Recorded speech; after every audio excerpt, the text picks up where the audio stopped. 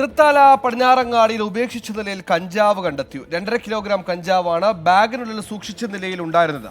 Thrithala police സംഭവത്തിൽ അന്വേഷണം തുടങ്ങിയിട്ടുണ്ട്.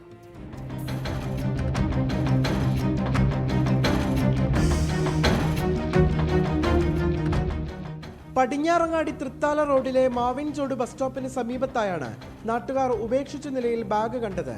തുടർന്ന് തൃത്താല പോലീസിൽ വിവരമറിയിക്കുകയായിരുന്നു. SIയുടെ നേതൃത്വത്തിലുള്ള സംഘം സ്ഥലത്തെത്തി പരിശോധന നടത്തിയപ്പോഴാണ് ബാഗിനുള്ളിൽ കഞ്ചാവാണെന്ന് കണ്ടെത്തിയത്. 3 കവറുകളിലായി 2.5 കിലോ കഞ്ചാവായിരുന്നു ബാഗിലുണ്ടായിരുന്നത്. ചില്ലറ വിൽപ്പനക്കാർക്ക് കൈമാറാൻ കൊണ്ടുവന്നതാകാമെന്നാണ് പോലീസിന്റെ പ്രാഥമിക നിഗമനം. സമീപത്തെ CCTV ദൃശ്യങ്ങൾ പോലീസ് ശേഖരിച്ചു. 24 പാലക്കാട്.